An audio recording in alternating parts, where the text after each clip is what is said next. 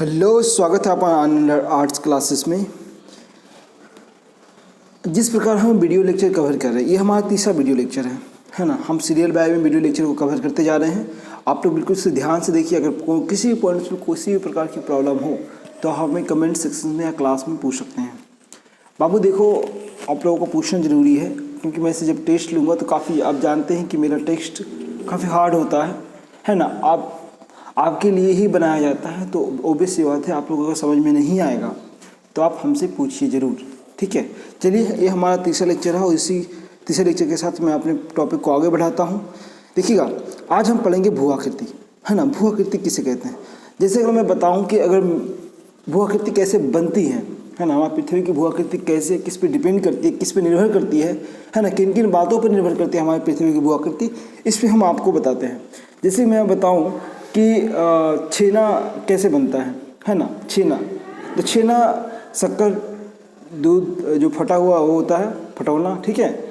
और मिस्त्री उस पर डिपेंड करता है कि हमारा छेना कैसे बनेगा, कैसा बनेगा, ठीक है।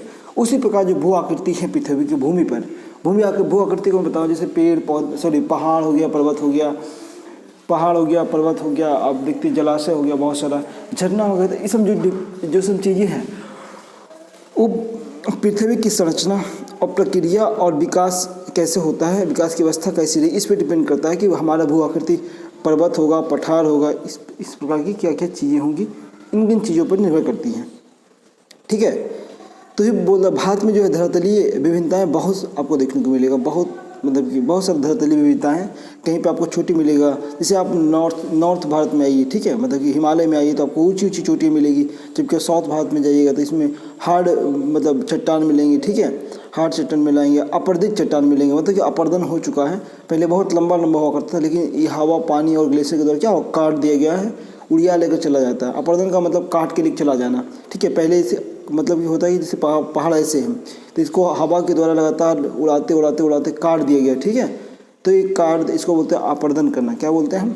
अपर्दन करना। तो अपर्दन करने का मतलब होता है किसी भी चट्टान को हवा, पानी और ग्लेशियर के द्वारा काट कर लेकर जाना, काट देना या उसको काट कर बहा देना, उसको बोलते हैं अपर्दन बोलते हैं। तो ये आप देखते हैं कि जो हिमालय है ना, हिमालय आज भी, हिमालय बड़ी बड़ी चोटियाँ आपको देखने को मिलता है। फिर बीच में आपको समतल देखने को मिलता है, गंगा, ब्रह्मपुत्र, सिंधु का मैदान में, है ना, समतल देखने को मिलता है। जबकि आप देखेंगे प्रायद्वीप भारत में जो अपर्दित चट्टान है, अपर्दित चोटियाँ हैं, अपर्दित पहाड़ पर्वत मिलेंगे, देखने को मिलेगा। तो अलग अलग प्रकार की अलग अलग जगह पे, है ना, मतलब कि आपको भू आकृति देखने को मिलेगा। तो भू आकृति का मतलब आप देखिएगा, हिमालय में तो चोटियाँ मिलेगी। अगर आप मतलब गंगा यमुना के मैदान में आएंगे तो आपको सिर्फ और सिर्फ मैदान ही मिलेगा, जलोढ़ मृदा मिलेगा। जबकि आप साउथ में आएंगे, प्रायद्वीप भारत में, जब आप प्रायद्वीप भारत में आएंगे बच्चा, तो आपको क्या देखने को मिलेगा? आपको देखने को मिलेगा अपर्दित चट्टान देखने को मिलेगा। समझ में आ गया? चलिए, ये हमारा अलग अलग प्रकार की भू आकृति है। अब देखते हैं कि बोलते हैं मोटे तौर पर भारत को निम्नलिखित भू आकृति खंडों में बांटा जा सकता है। कौन कौन भू आकृति खंड होगा भारत में?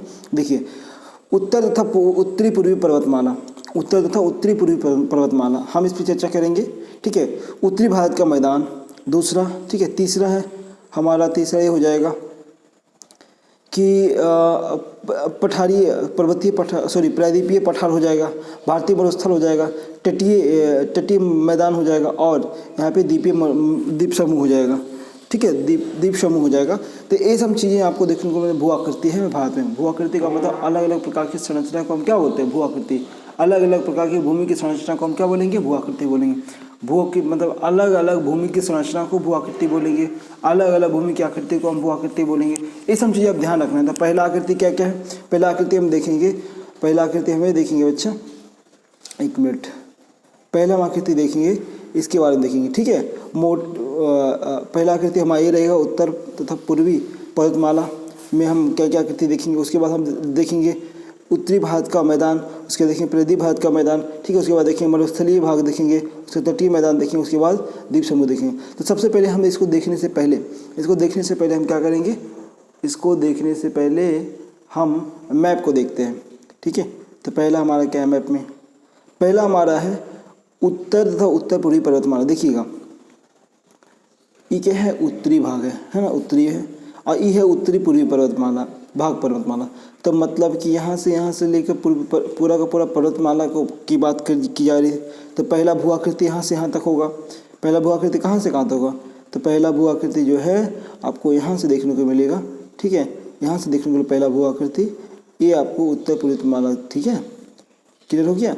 तो उत्तर तथा उत्तर पूर्वी पर्वतमाला यहाँ देखने को मिलता है। दूसरा मैप में देखेंगे कि उत्तरी भारत का मैदान कहाँ है। तो उत्तरी भारत का मैदान कहाँ देखने को मिला है? आपको बताया था कि उत्तरी भारत का मैदान किसको बोलते हैं? तो सिंधु, गंगा और ब्रह्मपुत्र को उत्तरी भारत का मैदान कहते हैं। समझ में आ गया? इसको बोलते हैं सिंधु, गंगा, ब्रह्मपुत्र को हम उत्तरी गंगा का मैदान कहते हैं। नेक्स्ट हम देखते हैं बच्चा इसमें प्रायद्वीप पठार। आप जानते हैं प्रायद्वीप पठार किसको बोलते हैं? नहीं जानते हैं? देखिएगा, इसको बोलते हैं प्रायद्वीप का पठार, है ना। प्रायद्वीपीय पठार जो हम आपको बताए थे, 2-3 दिन से पढ़ा रहे हैं, ठीक है, इसको बोलते हैं प्रायद्वीपीय पठार। तो हम तीन चीज़ें हम देखें। क्या देखें? पहला हम देखें कि इसमें उत्तर तथा उत्तर पूर्वी भाग, इसमें गंगा यमुना का मैदान देखें, ठीक है, और उसके बाद प्रायद्वीपीय पठार देखें, ठीक है, ये देखें। उसके बाद हम देखेंगे इसमें कि मतलब कि तटीय भाग, तटीय मैदान, इसको बोलते हैं तटीय मैदान। देखिए, ठीक है, जो आप जैसे कि यहाँ पे देखें, यहाँ पे एक मतलब कि क्या दिख रहा है आपको? थोड़ा कुछ ब्लैक ब्लैक सा दिख रहा है, ये पहाड़ है, लेकिन इसकी जस्ट साइड में, राइट साइड में देखिए, इसको पश्चिम साइड में थोड़ा उजला दिख रहा है, तो वो मैदान है। क्या है? तो मतलब कि यहाँ पे आपको जो पहाड़ देखने को मिलेगा, ठीक है, जो पहाड़ है, पर्वत है, इस तरह का। लेकिन यहाँ पे देखिएगा एकदम जो लास्ट में है, यहाँ पे आपको मैदान देखने को मिलेगा, तो इसको बोलते हैं तटीय मैदान बोलेंगे। यहाँ पर भी देखिए, जो उजला दिख रहा है, तो यह मैदान है, ठीक है, मैदान है, और इसके जस्ट बगल में आपको पहाड़ पर्वत देखने को मिलेगा, ठीक है। तो इसको बोलते हैं तटीय मैदान। क्या बोलेंगे? तटीय, मतलब कि समुद्र के तट पर जो मैदान होता है, जो समतल भाग होता है, समुद्र के तट के किनारे, है ना, समुद्र के तट या समुद्र के किनारे समतल भाग को हम क्या बोलेंगे? तटीय मैदान बोलेंगे। समुद्र के किनारे, ये देखो समुद्र है, समुद्र के किनारे तटीय भाग, तटीय मैदान को हम क्या बोलेंगे? तटीय मैदान बोलेंगे। समुद्र के किनारे समतल मैदान को हम क्या बोलेंगे? तटीय मैदान बोलेंगे। इसे देखिए, समुद्र के किनारे तटीय मैदान को हम क्या बोलेंगे? क्या है? हाँ, तटीय मैदान बोलेंगे। समुद्र के किनारे समतल मैदान को हम क्या बोलेंगे? तटीय मैदान बोलेंगे। क्लियर हो गया है तक? तो हमने पहला चीज़ देखा, पहला भू आकृति देखा यहाँ पे। पहला भू आकृति हमने क्या देखा? पहला भू आकृति हमने देखा उत्तर तथा उत्तर पूर्वी भारत, उसके बाद गंगा यमुना का मैदान, ठीक है, गंगा, सिंधु, गंगा, ब्रह्मपुत्र का मैदान। उसके बाद हमने देखा प्रायद्वीप भाग देखा था, उसके बाद देखो तटीय मैदान देखा हूँ, और उसके बाद हम द्वीपीय भाग देखते हैं। देखो द्वीप, इसमें क्या है? द्वीप, अंडमान निकोबार द्वीप समूह, लक्षद्वीप है, तो इसके बारे में देखते हैं। तो ये आपको अंडमान निकोबार द्वीप समूह, उसके बाद हम देखेंगे लक्षद्वीप। तो ये सब चीज़ें क्या है? भू आकृति, अलग अलग प्रकार की भू आकृति के में आप रख सकते हैं। तो पहला क्या हो जाएगा? तो पहला हो जाएगा बच्चा, पहला हो जाएगा आपका, ठीक है, दूसरा हो जाएगा और तीसरा हो जाएगा। पहले आप 3 भागों को बांटिए, ठीक है, 3 भागों में बांटिए। हिमालय वाला, उत्तर और पूर्वी, उसके बाद मैदान वाला, और उसके बाद यहाँ पे प्रायद्वीप भाग है। उसके बाद आइए तटीय भाग पे, है ना, तटीय भाग पे आइए, तटीय भाग, तटीय मैदान, और उसके बाद यहाँ पे आ जाइए द्वीप समूह के बारे में। समझ में आ गया? द्वीप समूह के बारे में क्लियर हुआ? तो हमने यहाँ पे देखा 6 प्रकार की भू आकृति को हमने देखा। अब हम देखते हैं उत्तर पूर्वी पर्वतमाला के बारे में बताते हैं आपको कि उत्तर पूर्वी पर्वतमाला में क्या क्या। पहला तो आप हेडिंग दीजिएगा, उत्तर पूर्वी पर्वतमाला को हेडिंग दीजिए, अच्छे से हेडिंग दीजिएगा बच्चा, ठीक है। देखिए, उत्तर पूर्वी पर्वतमाला, जैसे मैं आपको बताया हूँ कि उत्तर, ये देखिए उत्तर है बच्चा, है ना, और ये उत्तर पूर्वी पर्वतमाला है, ठीक है। तो ये उत्तर है और उत्तर पूर्वी पर्वतमाला है, क्लियर है? ये उत्तर पर्वतमाला है, उत्तर पूर्वी पर्वतमाला है। तो समझ में आ गया? तो यहाँ से यहाँ तक हिमालय की ही बात कर रहा है, तो हिमालय ना लिख दिया है उत्तर। ये देखो नॉर्थ, देखो ऊपर होता है नॉर्थ, मतलब कि उत्तर होता है, और इधर होता है पूरब। तो ये नॉर्थ है और इधर होता है पूरब, तो उत्तर पूर्व हो जाएगा ये। तो उत्तर पूर्वी पर्वतमाला की पूरा का पूरा हिमालय की बात करता है। क्लियर हो गया? चलिए बच्चा, अब यहाँ पे ध्यान दीजिएगा, बोलता उत्तर पूर्वी पर्वतमाला में हिमालय पर्वत, कौन कौन? हिमालय पर्वत और उत्तर पूर्वी पहाड़ी शामिल है। देखिए ध्यान दीजिएगा, ये बोल रहा है ना, ये बोल रहा है कि उत्तर में, अब देखिए उत्तर में हिमालय है, क्या है? उत्तर में हिमालय है, लेकिन उत्तर पूर्वी पहाड़ को अलग से दर्शा रहा है। तो बोलता है उत्तर पूर्वी पर्वतमालाओं में हिमालय और उत्तर पूर्वी पर्वत चोटियाँ शामिल हैं। क्या शामिल है? तो इसमें लिखिएगा आप हेडिंग पहला पॉइंट देकर, पहला पॉइंट ये देखिएगा कि उत्तर तथा उत्तर पूर्वी पर्वतमालाओं में उत्तर में हिमालय और उत्तर पूर्वी पहाड़ियाँ शामिल है। ये आपको लिखना है पहला पॉइंट में। नेक्स्ट हम देखेंगे हिमालय में कई समानांतर श्रृंखलाएं हैं। देखिए हिमालय में बहुत समानांतर श्रृंखलाएं, जैसे कि आप देखेंगे पहला समानांतर श्रृंखला है ये देखिएगा, इसको बोलते हैं पहाड़ हिमालय। क्या बोलते हैं? पहाड़ हिमालय। यहाँ पे देखिएगा वो पहाड़ हिमालय हिमालय से भी पुराना है, हिमालय से पहले था ये। देखिएगा इसको बोलते हैं पहाड़ हिमालय। क्या बोलेंगे? पहाड़ हिमालय। सबसे पहले हम देखते हैं इसको बोलते हैं बृहद हिमालय। क्या बोलते हैं? सबसे पहले इसकी उत्पत्ति हुई है, ठीक है। और ये जो पहाड़ हिमालय इस सबसे पहले उत्पत्ति बहुत पुराना है, ये हिमालय से भी पुराना है। क्लियर हुआ? मैं बोल रहा हूँ कि यहाँ पर उसको बोलते हैं पहाड़ हिमालय, जो हिमालय उत्पन्न हुआ इससे भी पुराना है, ठीक है। इसको बोलते हैं पहाड़ हिमालय। पहाड़ हिमालय का इंग्लिश होता है ट्रांस हिमालय, TRANS, ठीक है। ट्रांस हिमालय इसको कहते हैं। क्या बोलते हैं? इसको ट्रांस हिमालय कहते हैं। समझ में आ गया ना? तो ट्रांस हिमालय जो है हिमालय से भी पहले बना है। क्लियर हुआ? इसको बोलते हैं ट्रांस हिमालय।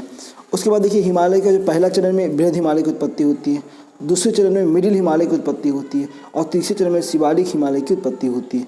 यहाँ तक क्लियर हो गया? तो पहला ट्रांस हिमालय, ये भी समानांतर ही है ना इस तरह का। तो पहला ट्रांस हिमालय, दूसरा बृहद हिमालय, तीसरा मिडिल हिमालय और चौथा आपको चौथा शिवालिक आपको पड़ेगा, ठीक है। तो तीनों क्या है, इसमें 4 हिमालय आपको देखने को मिला है और चारों क्या समानांतर हैं। तो यही कहता है इसमें कि जो हिमालय है, जो उत्तर में जो चीज़ आप देख रहे हैं वो क्या है, सभी पर्वत श्रृंखलाएं क्या है, समानांतर देखने को मिलता है। इनमें बृहद हिमालय है, जैसे मैं बताया था कि बृहद हिमालय, ठीक है। उसके बाद बताया था ये क्या है, पहाड़ हिमालय। हाँ, पहाड़ हिमालय जो मैंने आपको बताया था, पहाड़ हिमालय जो सबसे पहले हिमालय की उत्पत्ति होती है पहाड़ हिमालय की, ठीक है। उसके बाद बृहद हिमालय की, उसके बाद मिडिल हिमालय की, उसके बाद शिवालिक की, उसके बाद देखिएगा मध्य हिमालय आ जाता है, उसके बाद शिवालिक आ जाता है ना। ये चीज़ आपको देखने को मिला है। भारत के उत्तर पश्चिम भाग में हिमालय की ये श्रेणियाँ उत्तर पश्चिम दिशा से दक्षिण पूर्व दिशा की ओर फैली हुई है। देखिए ध्यान दीजिएगा, ये बोलता है उत्तर पश्चिम दिशा से दक्षिण पूर्व दिशा में। अब यहाँ पे देखिएगा कि ये जो पर्वत श्रेणियाँ हैं, मतलब उत्तर पूर्वी पर्वत श्रेणियाँ जो है इसकी बात करता है। इसके ये बोलता है कि ये जो उत्तर पूर्वी जो पर्वतमाला है ना, वो दक्षिण पूर्वी पर्वतमाला की तरफ फैला हुआ है। समझ में आ गया ना? मतलब कि यहाँ से ऐसे फैला हुआ है। उत्तर मतलब ये देखो उत्तर ही है, ये पूरब है, तो उत्तर पूर्वी से दक्षिण पूर्वी, दक्षिण आ गया पूरब की ओर जा रहा है, ठीक है। दक्षिण पूर्वी पर्वतमाला की ओर फैला हुआ है, ठीक है। तो ये बोलता है कि उत्तर पूर्वी पर्वतमाला में आप देखेंगे कि जो श्रेणियाँ हैं वो उत्तर पूर्वी से दक्षिण पूर्वी की तरफ फैला हुआ है। क्लियर हुआ? चलिए आगे देखते हैं। देखिए मैप बहुत ज़रूरी है बच्चा, इसीलिए मैं हर चीज़ मैप पर बता रहा हूँ। अगर आपको ख़त्म ही करना होता है तो मैं अब पढ़ के ख़त्म कर दिया होता, लेकिन नहीं, मैप के साथ चलूँगा ताकि आपको अच्छे से समझ में आए, तो बिल्कुल क्लियर आपकी कंसेप्ट क्लियर होती चली जाए, है ना। चलिए देखते हैं। हाँ, दार्जिलिंग सिक्किम क्षेत्रों में ये श्रेणियाँ पूर्व उत्तर पश्चिम दिशा में फैली हुई है, जबकि अरुणाचल प्रदेश में ये श्रेणियाँ उत्तर पश्चिम से उत्तर पश्चिम की ओर घूम जाती है, दक्षिण पश्चिम से घूम जाती है। मिजोरम, नागालैंड और मणिपुर में ये पहाड़ियाँ उत्तर दक्षिण दिशा में फैली हुई है, ठीक है। और बृहद हिमालय श्रृंखला, जिसे केंद्रीय अक्षीय श्रेणी भी कहा जाता है, नोट करिएगा अभी आप, ठीक है। नोट ये करना है आपको कि बृहद हिमालय जो है, देखो यहाँ पर बोलो मिजोरम, नागालैंड और मणिपुर में ये पहाड़ियाँ, मतलब जो उत्तर पूर्वी जो पहाड़ियाँ हैं, पहाड़ियाँ उत्तर दक्षिण दिशा में, तो ये हो जाए उत्तर, ये हो गया दक्षिण, मतलब इस तरह की ओर फैला हुआ है, ठीक है। देखिए यहाँ पे आपको यहाँ पे देखेंगे कि मिजोरम, नागालैंड और मणिपुर, ठीक है, देखने को मिलेगा। मणिपुर, नागालैंड, मिजोरम, ठीक है, देखने को मिलेगा। अब देखिए इस तरह का आपको पहाड़ी देखने को उत्तर से दक्षिण की दिशा में फैली देखने को मिलेगा, ठीक है। तो आपको नोट ही करना है कि उत्तर पूर्वी पहाड़, ठीक है, उत्तर पूर्वी पहाड़ मिजोरम, नागालैंड, मणिपुर में ये पहाड़ियाँ उत्तर दक्षिण दिशा में फैली हुई हैं। फिर से बोल रहा हूँ कि उत्तर पूर्वी पहाड़ मिजोरम, नागालैंड और मणिपुर में उत्तर से दक्षिण दिशा में फैली हुई है। तो लिख लिए। चलिए नेक्स्ट देखते हैं। नेक्स्ट पॉइंट लिखिएगा, बृहद हिमालय श्रृंखला। बृहद हिमालय श्रृंखला जिसे केंद्रीय अक्षीय श्रेणी भी कहा जाता है। बृहद हिमालय श्रृंखला जिसे केंद्रीय अक्षीय श्रेणी भी कहा जाता है कि पूर्व पश्चिम लंबाई 2500 किलोमीटर है। कि पूर्व पश्चिम लंबाई लगभग 2500 किलोमीटर है तथा उत्तर से दक्षिण की लंबाई 160 से 400 किलोमीटर है। क्लियर हुआ। चलिए, यहाँ बोला जाता है ना कि जो हिमालय की जो लंबाई है बच्चा, यहाँ पे ध्यान दीजिएगा बिल्कुल मैप में देखिए, हिमालय की जो लंबाई है बाबू यहाँ से यहाँ तक है ना, वो 2500 किलोमीटर। ये बोलता है कितना, 2500 किलोमीटर है। मतलब पूर्व से पश्चिम की लंबाई कितना हिमालय की, 2500 किलोमीटर। जबकि इसकी चौड़ाई कितनी, इसकी चौड़ाई है 160 से 400 किलोमीटर। क्लियर हुआ। तो ये सिंपल से बोलता है। तो आपको मैंने लिखा दिया, इसमें लिखा दिया ना, तो आप इसमें लिख लीजिएगा। इसमें लिखिएगा कि पूर्व से हिमालय की लंबाई पूर्व से पश्चिम की ओर 2500 किलोमीटर है। कितना, 2500 किलोमीटर है। और जबकि इसकी जो चौड़ाई है तो कहीं 160 से लेकर 400 किलोमीटर तक आपको देखने को मिलता है। क्लियर हो गया। चलिए नेक्स्ट देखते हैं। इसमें जैसे मानचित्र में स्पष्ट है, हिमालय भारतीय उपमहाद्वीप तथा मध्य एवं पूर्वी एशिया के देशों के बीच एक मजबूत दीवार के रूप में खड़ा है। क्या आप भारतीय उपमहाद्वीप देशों के नाम बता सकते हैं? देखिएगा, हम बताएंगे, जरूर बताएंगे, क्यों नहीं बताएंगे। देखिए ध्यान दीजिएगा बाबू, ये बोल रहा है क्या आप देख सकते हैं कि जो दक्षिण हिमालय है, सॉरी आपको दक्षिण एशिया देखने को मिलेगा, क्योंकि आप देखते हैं कि भारत के जो उत्तर साइड में एशिया देखने को मिलता है। ठीक है, तो आप देखते हैं कि दक्षिण एशिया से जो हिमालय है वो हमें क्या करता है, अलग करता है। क्या करता है, अलग नहीं। बीच में हिमालय आ जाता है तो अलग हो नहीं जाते हैं, तो अलग हो जाते हैं। तो वो नेक्स्ट पॉइंट लिखिएगा कि हिमालय दक्षिण एशिया से हिमालय दक्षिण एशिया से हमें अलग करती है। हिमालय दक्षिण एशिया से हमें क्या करती है, अलग करती है। हो क्या। नेक्स्ट पॉइंट में आपका ये बोलना है, क्या आप बता सकते हैं? तो हाँ बिल्कुल बता सकते हैं। देखिएगा, उपमहाद्वीप किसको बोलता है? उपमहाद्वीप का मतलब होता है कि हमारे आसपास के क्षेत्र। ठीक है, सिंपल से जानिए, हमारे आसपास के क्षेत्र होते हैं। तो कौन कौन देश रहेंगे? सबसे पहले पाकिस्तान, अफगानिस्तान, चाइना। उसके बाद यहाँ पे हो जाएगा नेपाल, यहाँ पे हो जाएगा भूटान, यहाँ पे म्यांमार, यहाँ पे बांग्लादेश। ठीक है, और यहाँ पे देखिएगा मालदीव हो जाएगा, यहाँ पे श्रीलंका हो जाएगा सबसे नीचे। ठीक है, मालदीव। यहाँ पे देखिए बच्चे, मालदीव देखने को मिलेगा, यहाँ पे श्रीलंका देखने को मिलेगा। क्लियर हो गया। तो हमारा सब पड़ोसी देश हो गया। तो वही बोल रहा, पूछ रहा था, मैंने बता दिया। तो गलत तो नहीं किया? नहीं किया गलत। चलो आगे देखते हैं।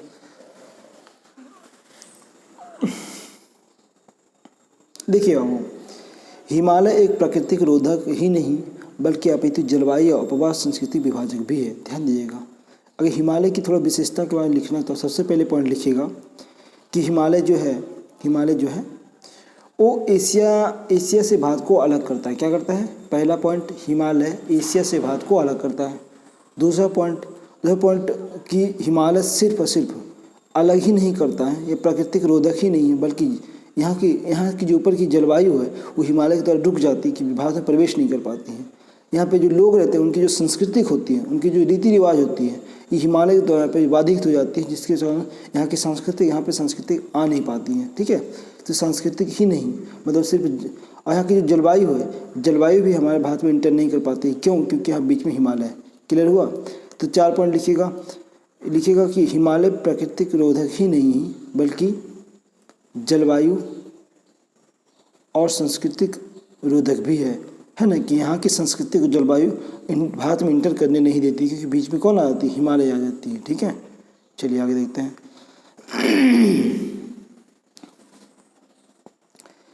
क्या आप दक्षिण एशिया के देशों की भू पर्यावरण पर हिमालय के प्रभाव बता सकते हैं? यस, बता सकते हैं। क्या आप दुनिया में हिमालय जैसा भू पर्यावरण विभाजक ढूंढ सकते हैं? नहीं, बिल्कुल नहीं ढूंढ सकते, क्योंकि हिमालय बहुत खास है।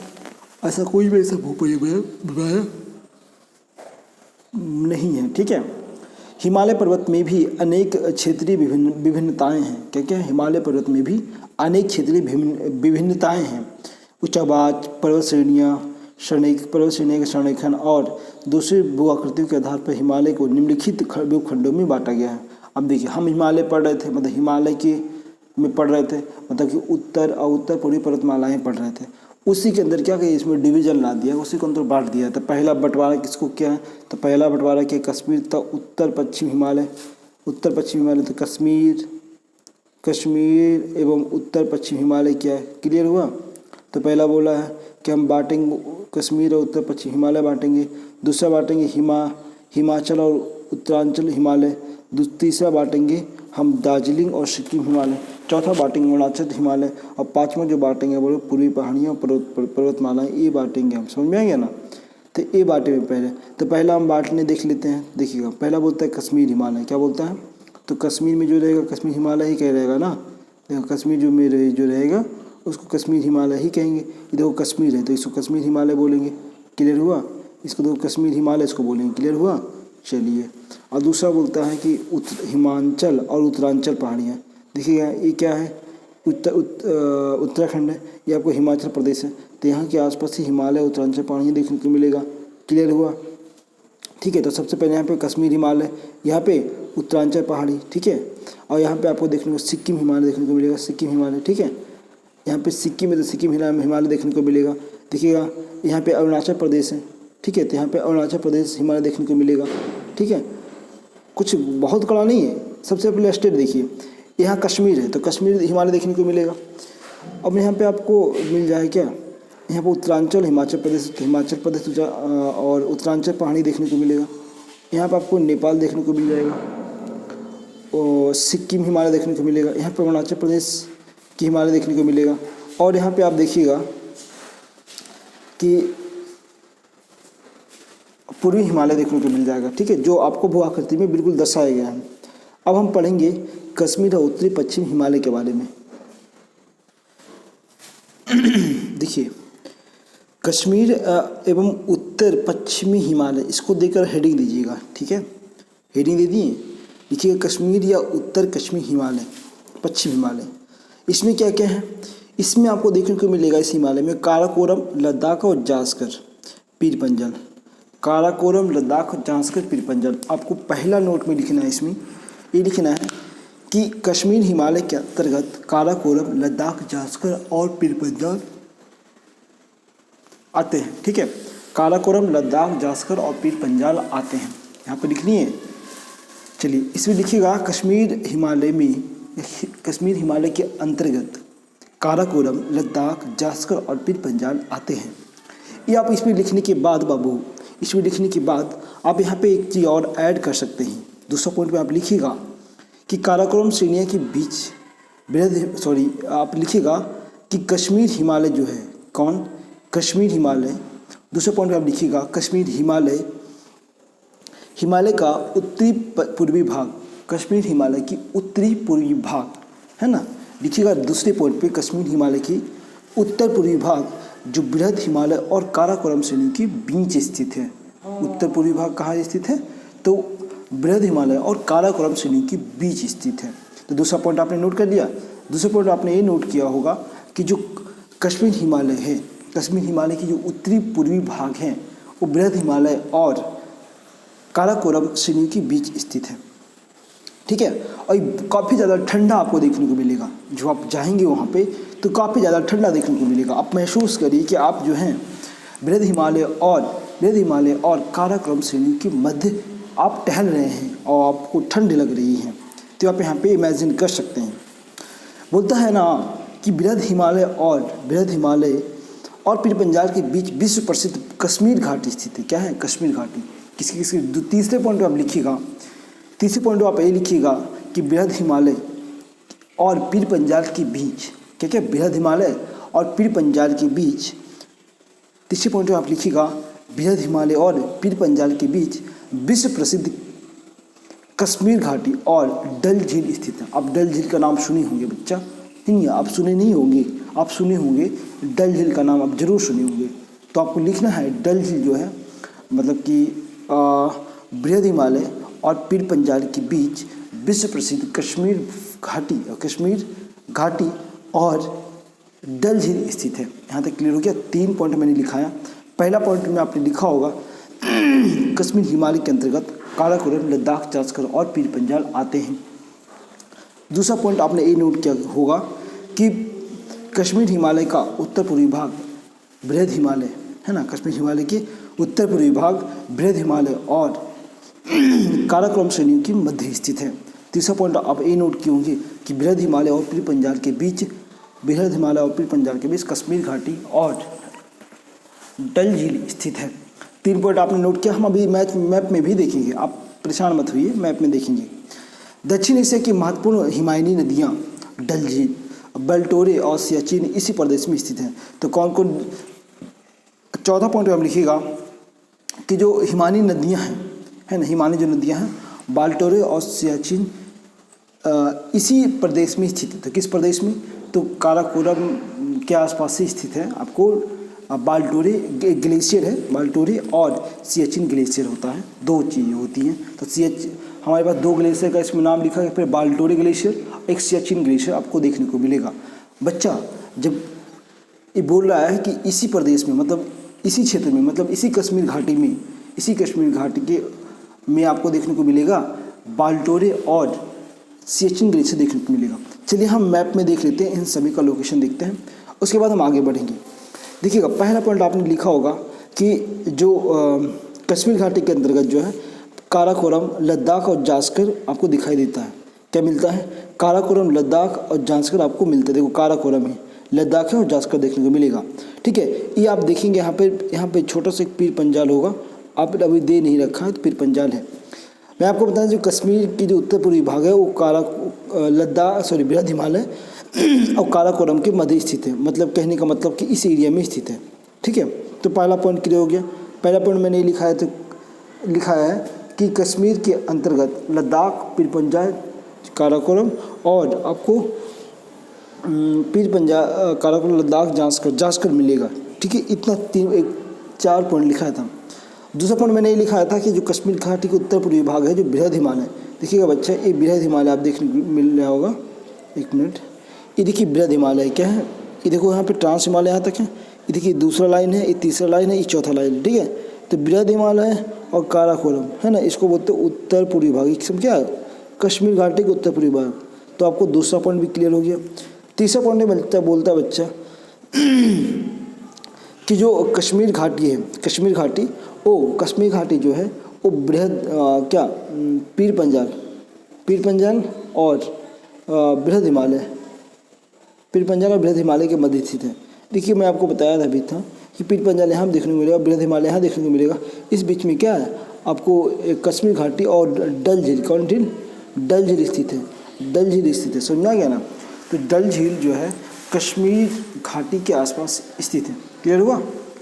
तो तीसरा पॉइंट भी क्लियर हो गया। तो मैंने देख लिया। अब यहाँ पे मैं आपको फिर से मैप बता देता हूँ, अच्छे से क्लियर करवा देता हूँ। देखिएगा, ये काराकोरम है, ये लद्दाख है, ये जास्कर है। ठीक है, यहाँ पे आपको पीर पंजाल मिलेगा, यहाँ पे आपको मिलेगा बृहद हिमालय, यहाँ पे मिलेगा आपको बृहद हिमालय, यहाँ पे मिलेगा आपको शिवालिक मिलेगा। ठीक है, और बृहद हिमालय के जस्ट बगल में आपको मिलेगा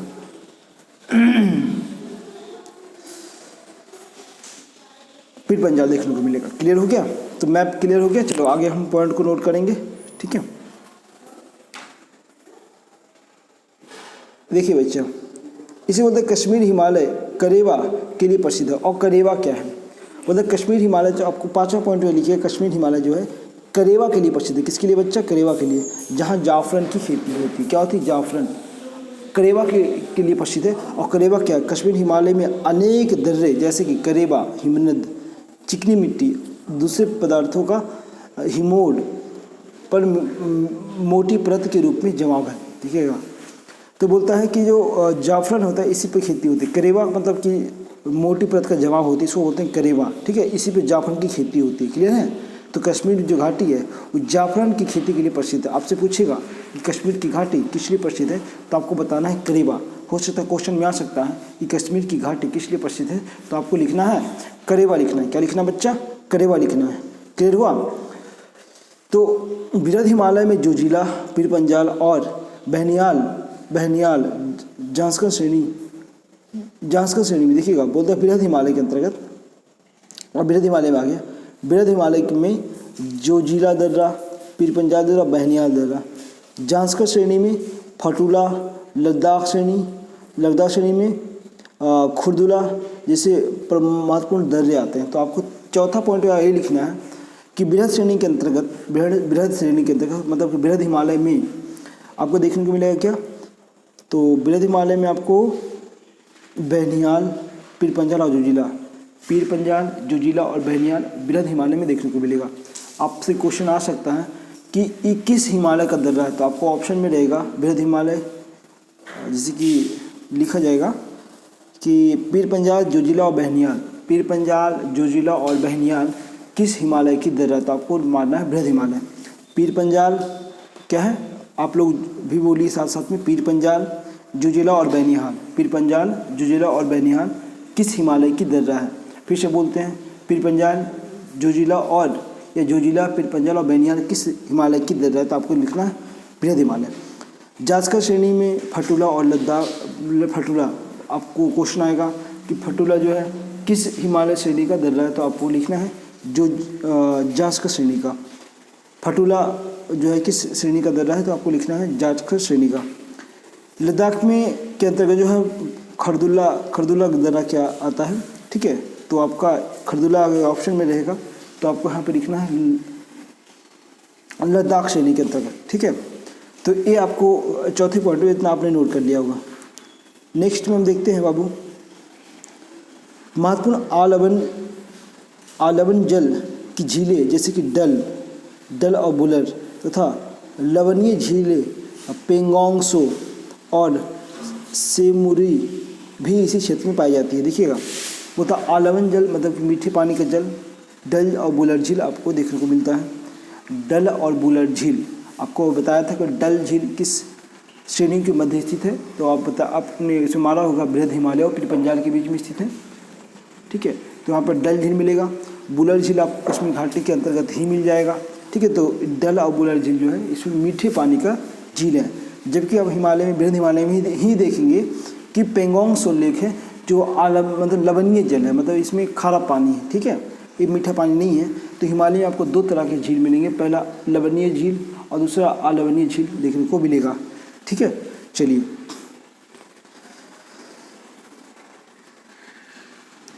सिंधु तथा इसकी सहायक नदी झेलम चेनाब इस क्षेत्र को अपवाहित करती है। अपवाहित का मतलब बहती है, ठीक है।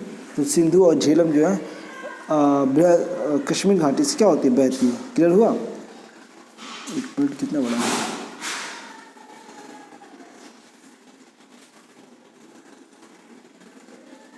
थोड़ा वीडियो लंबा चला जाएगा तो परेशान मत होइएगा।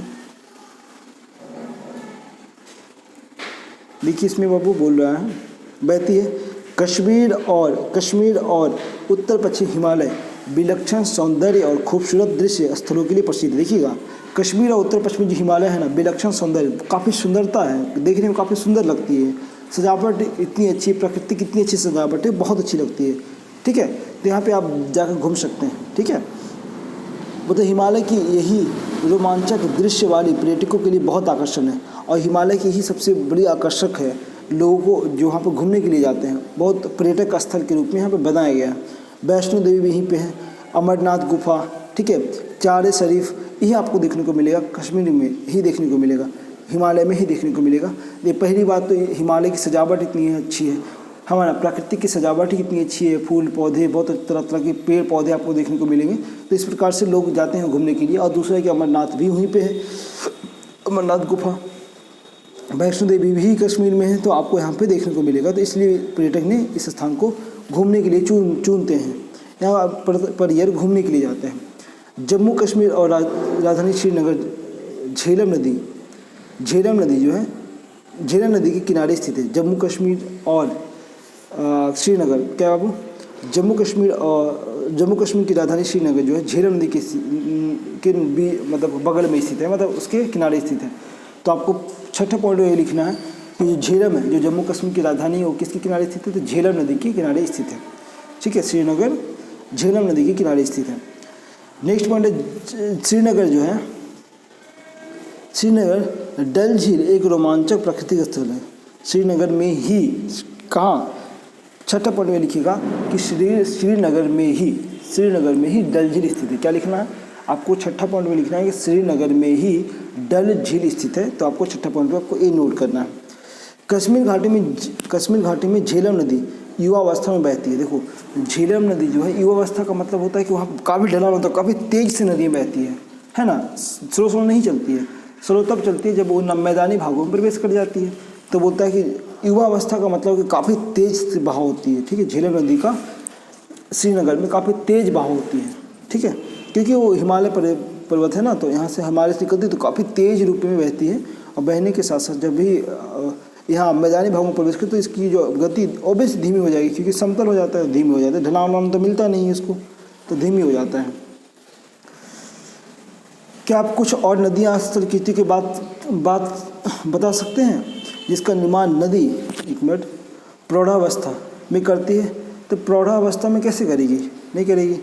देखिएगा, प्रदेश के दक्षिणी भाग में अनुदैर्घ्य लॉन्गिट्यूडिनल घाटियाँ देखने को मिलती हैं। आप देखते हैं कि प्रदेश के दक्षिणी भाग में जिन्हें दून कहा जाता है। देखिएगा, लॉन्गिट्यूडिनल घाटी का मतलब होता है इस तरह का लंबा घाटी देखने को मिलेगा। ठीक है, इस तरह का।